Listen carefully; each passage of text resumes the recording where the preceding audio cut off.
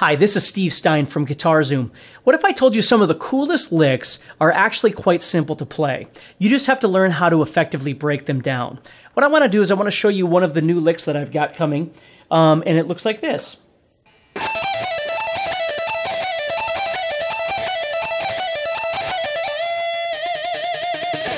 Now that lick actually is quite easy to play. It's just a couple of different pieces that we need to splice together. So what we're going to do is we're going to look at the fingering on the first string, and then we're going to figure out how to attach it onto the second string.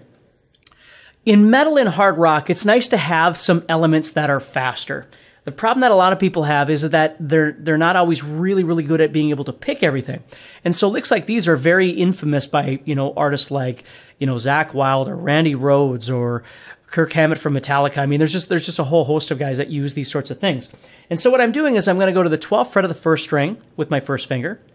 I'm going to go to the 14th fret with my middle finger. I'm going to go to the 15th fret with my ring finger and the 17th fret with my pinky. Now, each one of these is going to do a pull-off back to the 12th fret. So I'm going to go 17, 12, 15, 12, 14, 12. So it's going to look like this. Okay, so the first thing I have to do is just make sure that I'm assigning the right fingers to the right fret. Now let's not worry about the picking just yet.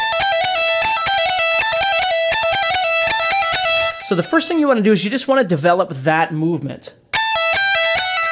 Now, again, what I always love to do when I'm teaching is I love to show people how to do things in a real world situation. So you can do the lick, but you can also do different things with this. So I want you to think about how you could take just these pull-offs that we're doing right now.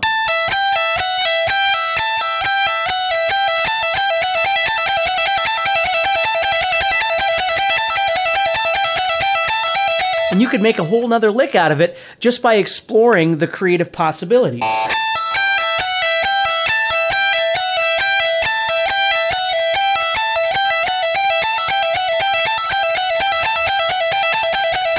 Okay, now what I'm going to do is I'm just going to descend from 17 to 15 to 14, and then I'm going to attach onto the 15th fret of the second string with my ring finger. So I'm going like this.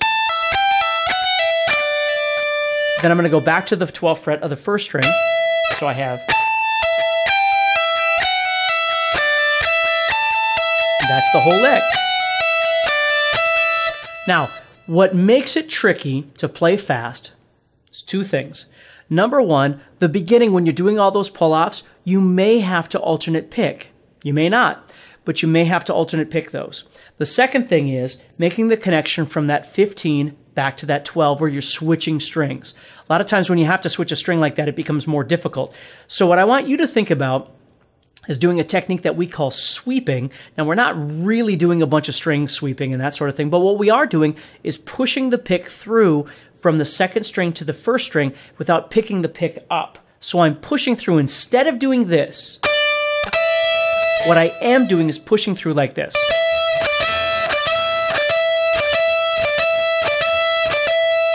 Okay, so I'm just pushing through those. See how it's much more effective? If I pick the pick up, it's going to slow me down. So the trick is, as I'm pushing through with my pick, I have to make sure that I don't stop, and I have to make sure that I'm separating these two strings, okay, the notes that I'm playing. Otherwise, it would sound like this. I don't want that.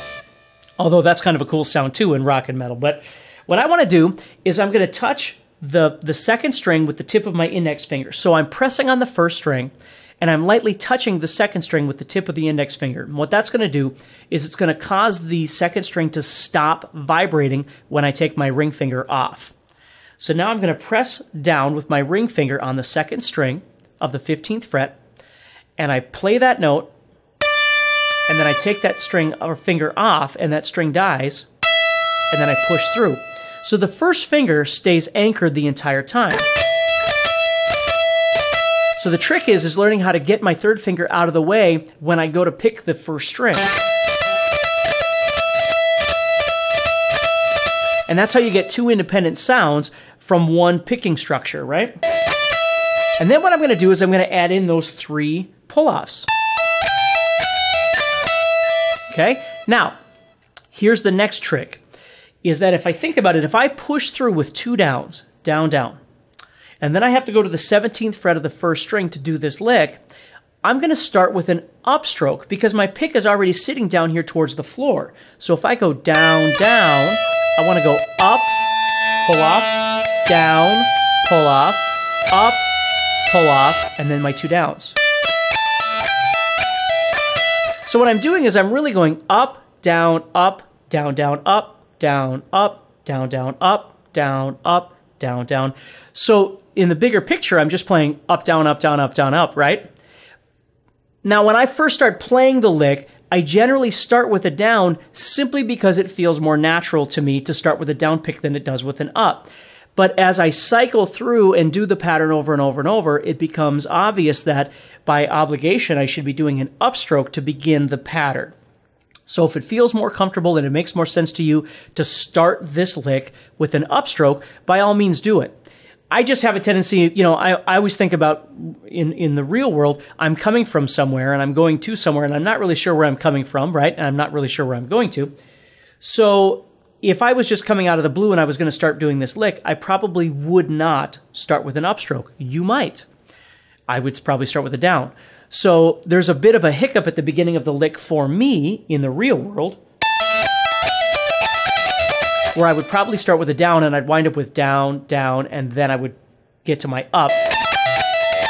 Or maybe I do them all down or something like that until I get into the actual pattern. But there's no doubt as soon as I do those two downs to push, that I would do an up right after that. Because it'd be really hard to go down, down, down, down, down, and then down, down, down, down, up. Or down, down, excuse me. That would be really tough to do. Because there'd be like a little lull between I'm down here to get back to start. So that's why I would start with an upstroke. So maybe the first time through, everything could be downs and it would be perfectly fine. But for me, then once I recycle through and I'm going to start all over, so that one I could do as a down, but then when I start all over,